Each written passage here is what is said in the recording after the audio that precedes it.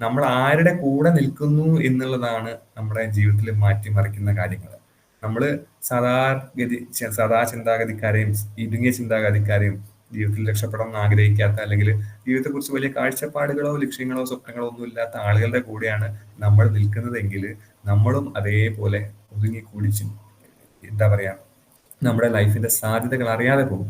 പക്ഷെ നമ്മൾ നിൽക്കുന്ന നമ്മുടെ പൊട്ടൻഷ്യൽ എന്താണെന്ന് തിരിച്ചറിയണമെന്നുണ്ടെങ്കിൽ ഉയർന്നു പറക്കുന്ന, അല്ലെങ്കിൽ വലിയ ലക്ഷ്യങ്ങളില്ല വലിയ സ്വപ്നങ്ങൾ പോകുന്ന വലിയൊരു ടീമിനോടൊപ്പം വലിയ ആളുകളോടൊപ്പം പ്രവർത്തിക്കുമ്പോൾ നിൽക്കുമ്പോഴാണ് നമുക്കും നമ്മളുടെ പൊട്ടൻഷ്യൽ, നമ്മളുടെ കഴിവ് എന്താണെന്നുള്ളതും നമ്മൾ എങ്ങനെയാണ് പ്രവർത്തിക്കേണ്ടതെന്നും എങ്ങനെയാണ് ഉയർന്നു പറക്കേണ്ടതെന്നുള്ളത് നമ്മൾ പഠിക്കാൻ പറ്റുക. അപ്പൊ നമ്മളുടെ കൂട്ടുകെട്ടുകൾ എപ്പോഴും പ്രധാനമാണ്. നമ്മൾ ഏത് കൂട്ടത്തിലാണ് നിൽക്കുന്നത് എന്നുള്ളത് നമ്മൾ എപ്പോഴും നോക്കുക. നമ്മളെ ജീവിതത്തെ മുന്നോട്ട് നയിക്കുന്ന, അല്ലെങ്കിൽ നമ്മളെ രക്ഷപ്പെടുത്തുന്ന ആളുകളാണോ നമ്മളുടെ ചുറ്റിലുള്ളത്, അതോ നമ്മളുടെ കുറ്റങ്ങളും കുറവുകളും പറഞ്ഞുകൊണ്ടിരുന്ന് നമ്മളെ ഒന്നിനും കൊള്ളാത്ത ഒരാളായിട്ട് മാറ്റുന്ന ആളുകളാണോ നമ്മുടെ ചുറ്റിലുള്ളത്, നമ്മൾ നോക്കുക. ഇതിനനുസരിച്ചായിരിക്കും നമ്മളുടെ ജീവിതത്തിന്റെ ഭാവി നിർണ്ണയിക്കപ്പെടുക. അപ്പൊ നമ്മളുടെ സാഹചര്യങ്ങൾ നമ്മളാണ് തിരഞ്ഞെടുക്കേണ്ടത്. നമ്മുടെ ജീവിതത്തിൽ വിജയം എങ്ങനെ വേണം, നമ്മൾ എന്താണ് വിജയിക്കാൻ വേണ്ടി ചെയ്യേണ്ടത് എന്നുള്ള തീരുമാനങ്ങളൊക്കെ എടുക്കേണ്ടത് വിജയിച്ച ആളുകളെ നോക്കിയിട്ടായിരിക്കണം. അല്ലാതെ ചിലപ്പോൾ നമ്മുടെ ഏറ്റവും ബന്ധപ്പെട്ട സ്നേഹമുള്ള ആളായിരിക്കും, പക്ഷെ അയാളുടെ മനോഭാവം ശരിയല്ലെങ്കിൽ, അയാളുടെ മനോഭാവം ഉയർന്നതല്ലെങ്കിൽ നമ്മൾ എന്തായി പോകും, അയാളോടൊപ്പം നിന്നിട്ട് ബെല്ലി സാർ എപ്പോഴും പറയുന്ന പോലെ 3 സുഹൃത്തുക്കളുണ്ട് കടൽ തീരത്ത് പോകുമ്പോൾ, ആ കഥ നിങ്ങൾ കേട്ടിട്ടുണ്ടാവും, അതുകൊണ്ട് ഞാനത് ആവർത്തിക്കുന്നില്ല അല്ലെ. ഒരു ഭൂതം വന്നിട്ട് എന്താണ് ആഗ്രഹം എന്ന് ചോദിച്ചപ്പോൾ ആദ്യത്തെ ആള് പറഞ്ഞത് അമേരിക്കയിൽ പോകണം, വലിയ ഭാര്യ വേണം, വീട് വേണം, കാര്യങ്ങളൊക്കെ പറഞ്ഞു. ഓക്കെ, റെഡി, അത് സാധിച്ചു കൊടുത്തു. രണ്ടാമത്തെ ആള് പറഞ്ഞു അതിനേക്കാളും വലിയ വീട് വേണം, ഭാര്യ വേണം, തോഴിമാര് വേണം, സ്ഥലം സ്വിറ്റ്സർലാൻഡ് ആയിക്കോട്ടെ എന്ന് പറഞ്ഞു. അവിടേക്കും ആഗ്രഹം സാധിച്ചു കൊടുത്തു. പക്ഷെ മൂന്നാമത്തെ ആള് വന്നിട്ട് എന്ത് പറഞ്ഞു, ഇപ്പൊ പോയ രണ്ടാളെയും ഇതേപോലെ എനിക്കിവിടെ തിരിച്ചെത്തിക്കണം എന്ന് പറഞ്ഞു. അതേപോലെ നമ്മൾ പറന്നു പോകുമ്പോൾ നമ്മളെ പിടിച്ച് താഴേക്ക് വലിക്കാനുള്ള ആളുകളാണ് നമ്മളുടെ കൂടെ ഉള്ളതെങ്കിൽ ആ കൂട്ടുകെട്ട് നിങ്ങൾ അവസാനിപ്പിക്കുകയാണ് വേണ്ടത്. എങ്കിൽ മാത്രമേ നിങ്ങൾക്ക് നിങ്ങളുടെ സ്വപ്നങ്ങളിലേക്ക് എത്താൻ വേണ്ടി സാധിക്കുകയുള്ളൂ. അപ്പൊ നമ്മള് ഈ ബിസിനസ്സിലേക്ക് ഇറങ്ങുന്ന സമയത്ത് തന്നെ പലരും നമ്മളെ എന്താ പറയാ നശിപ്പിക്കാൻ, അല്ലെങ്കിൽ നമ്മുടെ ആഗ്രഹങ്ങൾ, അല്ലെങ്കിൽ നമ്മുടെ സ്വപ്നങ്ങളെ ഇല്ലാതാക്കാൻ ശ്രമിച്ചുകൊണ്ടിരിക്കുന്നുണ്ടാവും അല്ലെ. ഇപ്പോ ഈ ഒരു അവസരം എന്താണെന്നുള്ളത് പഠിക്കണം എന്നുണ്ടെങ്കിൽ, മനസ്സിലാക്കണം എന്നുണ്ടെങ്കിൽ ഇതുപോലെ വിജയിച്ച ആളുകളെ എടുത്ത് ചോദിക്കുക എന്നുള്ളതിൽ യാതൊരു സംശയമില്ല. അപ്പം അതിനു വേണ്ടിയിട്ട് നമുക്ക് പറയുകയാണെങ്കിൽ ഒരു കഥയായിട്ട് പറയാം. ഇപ്പോ ഒരാളൊരു ലോട്ടറിയൊക്കെ എടുക്കുന്ന ഒരാളാണ്. അയാൾക്ക് ഒരു സൂപ്പർ ലോട്ടറി അടിച്ചിട്ട് ഒരു ഫ്ലൈറ്റ് സമ്മാനമായിട്ട് കിട്ടി. ഒരു വിമാനം, ഒരു പ്രൈവറ്റ് ജെറ്റ് ആയിട്ട് ഒരു 4-5 ആൾക്ക് പോകാൻ പറ്റുന്ന, ഒരു ഫാമിലിക്ക് പറക്കാൻ പറ്റുന്ന ഒരു ചെറിയ വിമാനം സ്വന്തമായിട്ട് കിട്ടി. അപ്പൊ അയാൾക്ക് ഈ വിമാനം കൈ കിട്ടിയ അയാളുടെ സ്ഥലത്തേക്ക് വിമാനമൊക്കെ എത്തി, കമ്പനി എത്തിച്ചു കൊടുത്തു. അപ്പൊ ഇയാൾക്ക് വിമാനം ഓടിക്കാൻ അറിയില്ല. ഇയാള് വിജയിച്ച ആളുടെ ഏറ്റവും അടുത്ത സുഹൃത്ത് എന്ന് പറഞ്ഞ ഒരു ഓട്ടോറിക്ഷ ഡ്രൈവറാണ് അല്ലെ. അപ്പൊ അയാള് വിമാനം കൊണ്ടിട്ട് ഈ ഓട്ടോറിക്ഷ ഡ്രൈവർ അടുത്താണ് ചെല്ലുന്നത്. എടാ, എനിക്ക് ലോട്ടറി അടിച്ചടാ, വിമാനം അടിച്ചടാ, ഇതാ നമുക്ക് കണ്ടോ, നീ കണ്ടോ, അടിപൊളി വിമാനാണെന്ന് പറയും. ഓട്ടോക്കാരൻ എന്ത് പറയും, അടിപൊളി വിമാനമൊക്കെ തന്നെയാണ്, പക്ഷെ ഓടിക്കാനൊന്നും നമ്മളെ കൊണ്ട് പറ്റില്ല, ഇത് വെറുതെ എനിക്കൊരു ശല്യമായി മാറുകയുള്ളൂ അല്ലെ, ഇതുകൊണ്ട് എവിടെയും പോവാൻ എന്നെ കൊണ്ട് പറ്റില്ല. അപ്പൊ നീ ഇത് വലിയ കാര്യമായിട്ടൊന്നും കൊണ്ടു നടക്കണ്ട, നിനക്കിത് സാധിക്കില്ല, ഇത് ഉപേക്ഷിച്ചാൽ അല്ലെങ്കിൽ ഇത് വിറ്റ് തൊലച്ചാൽ എന്നായിരിക്കും ഈ ഓട്ടോക്കാരൻ പറയുന്നുണ്ടാവും. കാരണം അയാൾക്ക് വിമാനം ഓടിക്കാനോ ആ ഓട്ടോക്കാരനോ ഇയാൾക്കും അറിയില്ല അല്ലെ. വിമാനം കൊണ്ട് എന്ത് ചെയ്യാമെന്നായിരിക്കും അയാൾ മറ്റുള്ളവരൊക്കെ ചോദിച്ചുകൊണ്ടിരിക്കുക. പക്ഷെ ഇത് ഓടിക്കാൻ അറിയുന്ന, വിമാനം കിട്ടിയാൽ എന്താ ചെയ്യുന്നത്, പൈലറ്റിനെ വെച്ച് നമ്മൾ ഓടിക്കാൻ അറിയുന്ന ആളെ ഉപയോഗിച്ച്, അല്ലെങ്കിൽ നമ്മൾ സ്വയം പഠിക്കുകയാണെങ്കിൽ ലോകം മുഴുവൻ ചുറ്റിക്കറങ്ങാനുള്ള വലിയ അവസരമാണ് നമ്മുടെ മുന്നിൽ വന്നിട്ടുള്ളത്. അപ്പം നമ്മൾ എടുക്കുന്ന തീരുമാനം എന്ന് പറഞ്ഞു കഴിഞ്ഞാൽ ഒന്നുകിൽ എന്ത് ചെയ്യണം, വിമാനത്തെക്കുറിച്ച് പഠിച്ചിട്ടുള്ള, വിമാനത്തെക്കുറിച്ച് അറിയുന്ന, വിമാനം ഓടിക്കുന്ന ആളുകളുടെ അടുത്താണ് ഇതിനെക്കുറിച്ചുള്ള അഭിപ്രായങ്ങൾ ചോദിക്കേണ്ടത്. അതേപോലെ ലോകം മുഴുവൻ ബിസിനസ് ചെയ്യാനുള്ള വലിയൊരു അവസരമാണ് കമ്പനി നമുക്ക് കൊണ്ട് തന്നിട്ടുള്ളത്. അപ്പൊ ഏറ്റവും മനോഹരമായിട്ട് ചെയ്ത് വിജയിപ്പിച്ചിട്ടുള്ള ആളുകൾ എന്തൊക്കെയാണോ ചെയ്തിട്ടുള്ളത്, ആ കാര്യങ്ങൾ എന്തൊക്കെയാണ് നമ്മൾ പഠിക്കുകയും ആ കാര്യങ്ങൾ നമ്മൾ ഡ്യൂപ്ലിക്കേറ്റ് ചെയ്യുകയും ചെയ്യാം. നമുക്കും അതേ ലെവൽ, അതിനേക്കാൾ ഉപരി അല്ലെ. ഇപ്പൊ നമ്മളുടെ സീനിയർ ആയിട്ടുള്ള ലീഡേഴ്സ് എല്ലാവരും ഏകദേശം 2015 മുതൽ ബിസിനസ് ഏറ്റെടുത്തിട്ടുള്ള ആളുകളൊക്കെ അറിയാം എങ്ങനെ ബിസിനസ് ചെയ്തിട്ടില്ല എന്നുള്ളത്. ഇന്നിപ്പോ നമുക്ക് മുക്കിന് ഔട്ട്ലെറ്റും സ്റ്റോറുകളും കാര്യങ്ങളൊക്കെ വന്നിട്ടുണ്ട്. പക്ഷെ അന്നത്തെ കാലത്ത് ഒരു ഔട്ട്ലെറ്റ് പോലും ഇല്ലാത്ത സമയത്ത് അവര് കോയമ്പത്തൂരും മാംഗ്ലൂരിലൊക്കെ പോയിട്ട് തലച്ചുമടായിട്ട് കൊണ്ടുവന്ന് നമ്മുടെ പ്രൊഡക്ട്സുകളൊക്കെ കൊണ്ടുവന്ന് ഇവിടെ എത്തിച്ച് ഡിസ്ട്രിബ്യൂട്ട് ചെയ്ത് ടീമിനെ ബിൽഡ് ചെയ്തതാണ്. അപ്പം അവരെടുത്ത റിസ്കോ ടെൻഷനോ കാര്യങ്ങളോ ഒന്നും ഇന്ന് നമുക്ക് ആർക്കും ഇവിടെ എടുക്കേണ്ട കാര്യമില്ല. വളരെ സിമ്പിളാണ്. ഈക്വാലിറ്റി കഴിഞ്ഞ ഫെബ്രുവരി 19 കൂടിയിട്ട് ഒരു ചരിത്ര മുഹൂർത്തം പിറന്നിരിക്കുകയാണ് അല്ലെ. നമ്മുടെ കേരളത്തില് ഔദ്യോഗികമായിട്ട് മുഖ്യമന്ത്രി ഇനോഗ്രേറ്റ് ചെയ്തു. അപ്പം ആ ഒരു പ്രോഗ്രാമിന് ഞാനൊക്കെ നേരിട്ട് പോയിട്ടുണ്ട്. ഒരുപാട് ആളുകൾ, നിങ്ങളും ഒരുപാട് പേര് വന്നിട്ടുണ്ടാവും. മുഖ്യമന്ത്രിയും നമ്മുടെ ഭക്ഷ്യ പൊതുവിതരണ വകുപ്പ് മന്ത്രി GR അനിലും ചേർന്ന് ഉദ്ഘാടനം ചെയ്തത് ഡയറക്ട് സെല്ലിങ്ങിന്റെ ഒരു വിപ്ലവം കുറിക്കുന്ന ഒരു നാഴികക്കല്ലായിട്ട് മാറിയിട്ടുണ്ട്. അപ്പം സർക്കാർ ഇത്രയും പ്രൊമോട്ട് ചെയ്യുന്നുണ്ട്, സർക്കാരിലേക്ക് ഇത്രയും ടാക്സ് നമ്മൾ കൊടുക്കുന്നുണ്ട്, സെൻട്രൽ ഗവൺമെന്റ് ആയിക്കോട്ടെ അതോ സ്റ്റേറ്റ് ഗവൺമെന്റ് ആയിക്കോട്ടെ, എല്ലാവരും ഏറ്റവും കൂടുതൽ സപ്പോർട്ട് ചെയ്യാണ്. കാരണം ഇന്നത്തെ സാഹചര്യത്തിൽ നമ്മൾ നോക്കിക്കഴിഞ്ഞാൽ തൊഴിലില്ലായ്മ കൂടുകയാണ്. ഗവൺമെന്റിന് ജോലി കൊടുക്കാനില്ല, ജോലി കൊടുക്കാൻ പറഞ്ഞാൽ ശമ്പളം കൊടുക്കാനുള്ള കപ്പാസിറ്റി ഇല്ല. നമ്മള് എത്രയോ ആളുകൾ PSC ഫസ്റ്റ് റാങ്ക് കിട്ടിയിട്ടുള്ള, കോളേജിലൊക്കെ പ്രൊഫസർമാരായിട്ട് first rank PSC first rank കിട്ടിയ ആളുകൾക്ക് പോലും ലിസ്റ്റ് ഈ അടുത്ത 2 മാസത്തിൽ കഴിയുമ്പോൾ പോലും ജോലി കൊടുക്കാൻ പറ്റാത്ത അവസ്ഥയാണ്. ഒരുപാട് പേർക്ക്, നിരവധിയായിട്ടുള്ള ആളുകൾ തൊഴിൽ കിട്ടാതെ പുറമെ കാത്തിരിക്കുകയാണ്. ഇപ്പൊ ഗവൺമെന്റ് പെൻഷൻ പോലും നിർത്തലാക്കുകയാണ്. സാഹചര്യത്തിൽ നമ്മൾ നോക്കിയാൽ മതി, ഗവൺമെന്റിന്റെ മുന്നിൽ എന്താ ഇങ്ങനെ തൊഴിൽ കൊടുക്കാനുള്ള അവസരം ഇല്ല. പക്ഷെ നമ്മൾ എന്താ ചെയ്യുന്നത്? ഡയറക്ട് സെല്ലിങ്ങിൽ ഓരോ സാധാരണക്കാരനും ഓരോരുത്തർക്കും വിജയിക്കാൻ വേണ്ടിയിട്ടുള്ള വലിയൊരു അവസരം അല്ലെ. ഏതൊരു സാധാരണക്കാരനും വലിയ കഴിവോ വിദ്യാഭ്യാസമോ യോഗ്യതകളോ ഒന്നും ഇവിടെ ആവശ്യമില്ല. നമ്മൾ വിജയിക്കാനുള്ള ഒരു മനോഭാവത്തോട് കൂടിയിട്ട് ഈ ബിസിനസ് ഏറ്റെടുക്കുകയാണെങ്കിൽ നമുക്ക് എന്ത് ചെയ്യാം? വിജയിക്കാൻ പറ്റും. ഇപ്പൊ റീറ്റെയിൽ ചെയ്തിട്ട് തന്നെ നമുക്കറിയാം, നമ്മുടെ പേസ്റ്റ്, ഹെർബൽ പേസ്റ്റ് ആണെങ്കിൽ 51 രൂപ റീറ്റെയിൽ പ്രോഫിറ്റ് ഉണ്ട്. ഇന്നിപ്പോ സാധാരണ നമ്മൾ പുറമെ നമ്മുടെ തൊഴിലുറപ്പിന്റെ കാര്യങ്ങളൊക്കെ ഒന്ന് പരിശോധിച്ചു കഴിഞ്ഞാൽ, തൊഴിലുറപ്പിന് പോകുന്ന ആളുകൾ വലിയ പണിയില്ല എങ്കിൽ കൂടിയും രാവിലെ 9 മണി മുതൽ വൈകിട്ട് 5 മണി വരെ അവരവിടെ സ്പെൻഡ് ചെയ്യാണ്. ആ സ്പെൻഡ് ചെയ്യുന്ന സമയത്ത് നിരവധി എന്താണ് അവര് നാട്ടുവർത്തമാനങ്ങൾ കാര്യങ്ങളൊക്കെ പറഞ്ഞ് ഇരിക്കുകയാണ് ചെയ്യുക. അവർക്ക് 340 രൂപയാണ് ഒരു ദിവസം അത്രയും സമയം അവിടെ ചെലവഴിച്ചാൽ കിട്ടുന്നത്. അപ്പൊ അതേ സമയത്ത് നമുക്കിവിടെ ഒരു 10 പേസ്റ്റ് ഒരു ദിവസം വിറ്റ് കഴിഞ്ഞാൽ, ഒരു മണിക്കൂറോ 2 മണിക്കൂറോ എടുത്ത് ഒരു 10 പേസ്റ്റ് നമ്മൾ റീറ്റെയിൽ ചെയ്ത് വിചാരിക്കാം, 510 രൂപയാണ് നമുക്ക് അതിലൂടെ നമുക്ക് ഇൻകം ആയിട്ട് കിട്ടുന്നത്. അപ്പോൾ അത്രയും വലിയൊരു ഓപ്പർച്യൂണിറ്റി. ഇപ്പൊ കവചപ്രാശമൊക്കെ ആണെങ്കിൽ നമുക്കറിയാം 400, 450, 500 രൂപയോളം നമുക്ക് ഇൻകം ഉണ്ടാക്കാവുന്ന ഒരു റീറ്റെയിൽ സാധനമാണ് കവചപ്രാശം. ഒരു കവചപ്രാശം ഒരു വിറ്റാ പോരെ. ഇങ്ങനെയൊക്കെ നമ്മൾ ചിന്തിച്ച് ഇത് വിൽക്കാനും ഇത് ചെയ്യാനും പറ്റുന്ന ആളുകളെ നമ്മുടെ ടീമിലേക്ക് എത്തിക്കുക. നിരവധിയായിട്ടുള്ള ആളുകൾ ഒരു ജോലി ഇല്ലാണ്ട് പുറമെ നടക്കുന്നുണ്ട്. അപ്പം ഇതൊരു ജോലിയും കൂലി ഇല്ലാത്ത ആൾക്ക് ചെയ്യാനുള്ള ബിസിനസ് അല്ല, പക്ഷെ അവർക്കൊരു വരുമാനം എത്തിച്ചു കൊടുക്കാൻ നമ്മളെ കൊണ്ടാകും. ഇന്ന് ഈ ബിസിനസ് ഏറ്റെടുത്ത സമയത്ത് ഒരുപാട് സാധാരണക്കാരായ ലേഡീസ് ഇന്നിപ്പോ എന്റെ കൂടെ ആക്റ്റീവായിട്ട് ആക്ട് എടുത്ത് ചെയ്യുന്നുണ്ട്. ഒരുപാട് ആളുകൾക്ക് ഒരു വരുമാനം എത്തിച്ചു കൊടുക്കാൻ കഴിയുന്നുണ്ട്. ടീം ബിൽഡ് ചെയ്യാൻ. അപ്പം ഞാൻ എന്തുകൊണ്ട് ഇതിനെ സ്നേഹിക്കുന്നു എന്ന് ചോദിച്ചു കഴിഞ്ഞാൽ മെയിൻ ആയിട്ടുള്ള ഒരു കാരണം അതാണ്. മറ്റു ഞാൻ വർക്ക് ചെയ്ത 2 മേഖലകളിലും എനിക്ക് സ്ഥിരമായിട്ടൊരു ജോലി, ഒരു ഫിക്സഡ് സാലറി പോലെ കിട്ടുക, ആ ജോലി ചെയ്യുക, അതിന്റെ സാലറി മേടിക്കുക, വീട്ടിലേക്ക് വരിക, എന്റെ കാര്യങ്ങൾ ചെയ്തു പോകാൻ മാത്രമേ സാധിച്ചുള്ളൂ. പക്ഷെ ഇവിടെ ഒരുപാട് പേർക്ക് വരുമാനം എത്തിച്ചു കൊടുക്കാൻ കാരണമായി നമുക്ക് സാധിക്കും എന്നുള്ളതാണ് ഏറ്റവും വലിയ ഹൈലൈറ്റ്. എത്ര പേർക്ക് വേണമെങ്കിലും നമുക്ക് തൊഴിൽ കൊടുക്കാനാണ് സാധിക്കുന്നത്. നമ്മളൊരു തൊഴിൽ ദാതാവായിട്ട് മാറുകയാണ്. അപ്പം ഇനി കൈനീട്ടി ഈ മേടിക്കുന്ന സ്വഭാവം മാറ്റി കൈനീട്ടി കൊടുക്കുന്ന ആളുകളായിട്ട് നമ്മൾ മാറുകയാണ്. അപ്പൊ അതുവഴി നമുക്ക് വലിയ ഒരു സാമൂഹ്യ പരിവർത്തനം ഉണ്ടാക്കാൻ സാധിക്കും.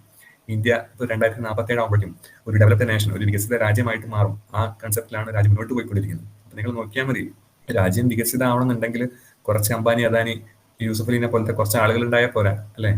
ഒരു സാധാരണക്കാരന് അവന്റെ ജീവിത നിലവാരം ഉയർത്താൻ സാധിക്കുമ്പോഴാണ് ഏതൊരു രാജ്യം വികസിത രാജ്യമായിട്ട് മാറുന്നത്. ഇപ്പൊ നമ്മൾ മലേഷ്യ, ജപ്പാൻ പോലത്തെ രാജ്യങ്ങളൊക്കെ എടുത്തു കഴിഞ്ഞാൽ അവിടെയൊക്കെ ആ രാജ്യങ്ങൾ വികസിതമാവാൻ ഏറ്റവും കൂടുതൽ കാരണമായിട്ടുള്ള ഒരു ഇൻഡസ്ട്രിയാണ് ഡയറക്ട് സെല്ലിംഗ് ഇൻഡസ്ട്രി എന്ന് പറയുന്നത്.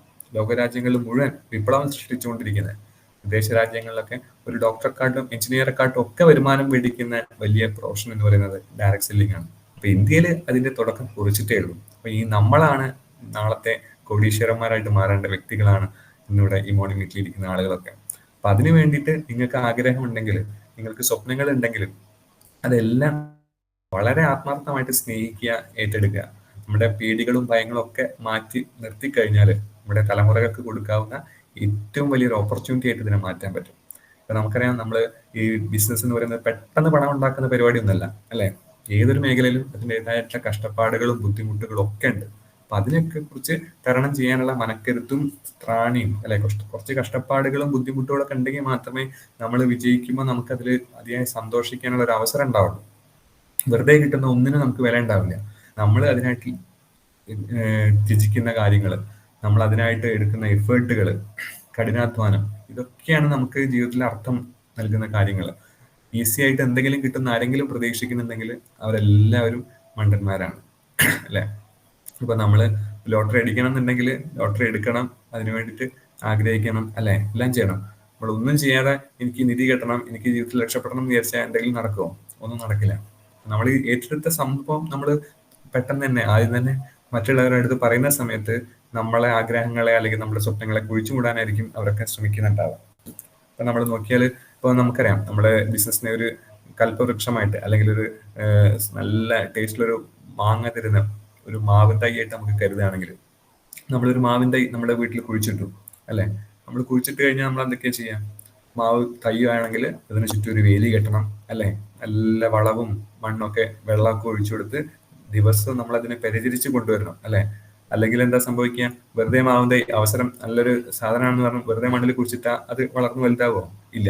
ഏതിന്റെയും വളർച്ചയുടെ തുടക്കകാലത്ത് അതിന് വേണ്ട പരിചരണങ്ങളും കെയറും സംരക്ഷണങ്ങളും ഒക്കെ കൊടുത്തെങ്കിൽ മാത്രമേ അത് വളരുകയുള്ളൂ. അല്ലെങ്കിൽ എന്ത് സംഭവിക്കും? വല്ല ആടോ പശുവോ വന്നിട്ട് അതിന്റെ നല്ല ഏറ്റവും വിലയേറിയ മാവൻ തൈ ആണെങ്കിൽ കൂടിയും അതിനെ നശിപ്പിച്ച് കളയും, അല്ലെ? തിന്നു കളയും. അതേപോലെ നമ്മളും ഈ വലിയ അവസരത്തിലേക്ക് കടന്നു വന്നു. നമ്മൾ എടുക്കേണ്ട മുൻകരുതലുകളും സുരക്ഷാ കവചങ്ങളും ഒന്നും നമ്മൾ തീർത്തിട്ടില്ല എങ്കിൽ നമ്മളെ നശിപ്പിക്കാൻ വേണ്ടിയിട്ട് നമ്മുടെ ചുറ്റിലുള്ള ഒരുപാട് ആളുകൾ ഉണ്ടായിരിക്കും. നമ്മുടെ ആഗ്രഹങ്ങളെ കുഴിച്ചു മൂടാൻ വേണ്ടി കാത്തിരിക്കുന്ന കുറെ ആളുകൾ. അവര് നമ്മളുടെ അറിവ് കറക്റ്റ് അല്ല എങ്കിൽ, നമുക്ക് വേണ്ടത്ര കോൺഫിഡൻസ് ഇല്ല എങ്കിൽ, നമ്മൾ ഇതിനെക്കുറിച്ച് വ്യക്തമായിട്ട് പഠിച്ചിട്ടില്ല എങ്കിൽ, നമ്മളുടെ ഈ ബിസിനസ്സിന്റെ സംരംഭം പെട്ടെന്ന് തന്നെ നശിപ്പിക്കാൻ വേണ്ടിയിട്ട്, അത് നമ്മുടെ വീട്ടിലുള്ള ആളുകളായിരിക്കാം, നമ്മുടെ അയൽവാസികളായിരിക്കാം, നമ്മുടെ സുഹൃത്തുക്കളായിരിക്കാം, ഇവരൊക്കെ ചേർന്ന് നമ്മുടെ ആഗ്രഹങ്ങളെ കുഴിച്ചു മൂടാൻ സാധ്യതയുണ്ട്. അപ്പൊ അതിന് വേണ്ടിയിട്ടുള്ള വേലി കെട്ടലാണ് എന്ത്? നമ്മളുടെ ഓരോ ട്രെയിനിങ്ങുകളും. നമുക്ക് ചുറ്റും നമ്മളൊരു വേലി സൃഷ്ടിക്കുക. നമ്മളുടെ അനുവാദമില്ലാതെ ഒരാൾക്കും നമ്മളുടെ സ്വാധീനം ചെലുത്താൻ അല്ലെങ്കിൽ നമ്മളുടെ ജീവിതത്തിലേക്ക് സ്വാധീനം ചെലുത്താൻ അവകാശമില്ല എന്ന് പറഞ്ഞൊരു വേലി കിട്ടുക. നമ്മളാണ് നമ്മളുടെ ജീവിതത്തിന്റെ തീരുമാനം എടുത്തിട്ടുള്ളത്. നാളുകളിൽ നമ്മൾ വലിയൊരു ബിസിനസ്സുകാരനായിട്ട് നല്ല ലൈഫ് സ്റ്റൈൽ മെയിൻറ്റെയിൻ ചെയ്യുന്ന സമയത്ത് അവരൊക്കെ അതേ സ്ഥാനത്ത് ഉണ്ടാകും, അല്ലെ? ഈ അവസരം നമുക്ക് എല്ലാവർക്കും കൊടുക്കാം. പക്ഷെ അത് ഏറ്റെടുക്കണം എന്നുണ്ടെങ്കിൽ, അല്ലെങ്കിൽ അതിനെ തിരിച്ചറിയണം എന്നുണ്ടെങ്കിൽ തീർച്ചയായിട്ടും ഒരു ദൈവാനുഗ്രഹം കൂടിയേ തീരും. എല്ലാവർക്കും ഒന്നും ഈ ബിസിനസ്സിലേക്ക് വരാൻ സാധിക്കില്ല. ദൈവം അനുഗ്രഹിച്ചിട്ടുള്ള നല്ല മെന്റാലിറ്റി ഇല്ല, ഉയർന്ന ചിന്താഗതി ഇല്ല, സ്വപ്നങ്ങളില്ല ആളുകൾ സ്വാഭാവികമായിട്ടും കടന്നു വരുന്നതാണ്. പലപ്പോഴും യാദൃശ്ചികമായിട്ടായിരിക്കാം ഈ ബിസിനസ്സിലേക്ക് കടന്നു വരുന്നത്. അപ്പൊ അങ്ങനെ ദൈവാനുഗ്രഹം തീർച്ചയായിട്ടുമുള്ള ഒരു അവസരം തന്നെയാണ് നമ്മളുടെ ഈ ഒരു ബിസിനസ് എന്ന് പറയുന്നത്. അപ്പൊ നിങ്ങൾക്ക് എല്ലാവർക്കും ഈ അവസരം കിട്ടിയിട്ടുണ്ട്, ഇതിന് നിങ്ങൾ അഭിമാനിക്കുക. ഈ അവസരത്തെ കുറിച്ച് നന്നായിട്ട് പഠിക്കാൻ തയ്യാറാവുക എന്നുള്ളതാണ് ഞാൻ എപ്പോഴും പറയുന്നത്.